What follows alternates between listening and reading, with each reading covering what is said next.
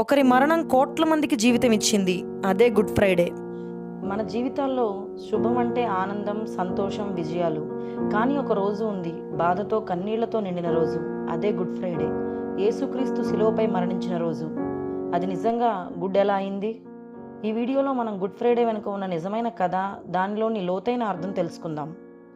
యేసుక్రీస్తు ప్రేమ, క్షమ, దయ గురించి బోధించారు. అనారోగ్యంతో ఉన్నవారిని స్వస్థపరిచారు, పాపులను క్షమించారు.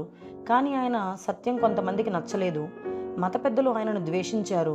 ఒకరోజు ఆయన శిష్యులలో ఒకడైన యూదా 30 వెండి నాణేలకు ఆయనను అమ్మివేశాడు. యేసును బంధించారు, తప్పుడు ఆరోపణలు చేశారు. చివరకు ఆయనను సిలువ వేయాలని తీర్పు తీర్చారు.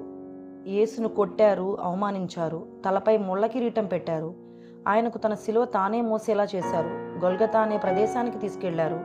అక్కడ ఆయన చేతులకు కాళ్లకు మేకులు కొట్టి సిలువపై వేశారు. అంతటి బాధలో కూడా యేసు ఇలా అన్నారు, తండ్రి, వీరిని క్షమించుము, వీరేం చేస్తున్నారో వీరికి తెలియదు. ఇది ప్రేమలో అత్యున్నత స్థాయి. మధ్యాహ్నం 12 గంటల నుండి 3 గంటల వరకు భూమి అంతా చీకటిగా మారింది. చివరకు యేసు ఇలా అన్నారు, ఇది పూర్తయింది అని తన ఆత్మను అప్పగించారు. ఇంత బాధ, ఇంత క్రూరత్వం, అయినా ఇది గుడ్ ఎందుకు?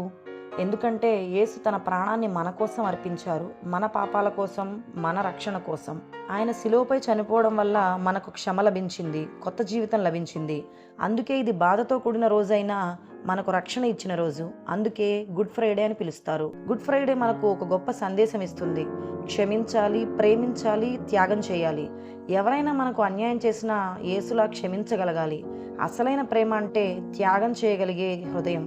ఈ గుడ్ ఫ్రైడే మన జీవితాలను పరిశీలించుకునే రోజు. యేసు చేసిన త్యాగాన్ని గుర్తు చేసుకుంటూ మనము మంచివారిగా మారదాం. ఈ వీడియో మీకు నచ్చితే లైక్ చేయండి, షేర్ చేయండి. మరిన్ని బైబిల్ వీడియోస్ కోసం బైబిల్ నేర్చుకుందాంను సబ్స్క్రైబ్ చేసుకోండి.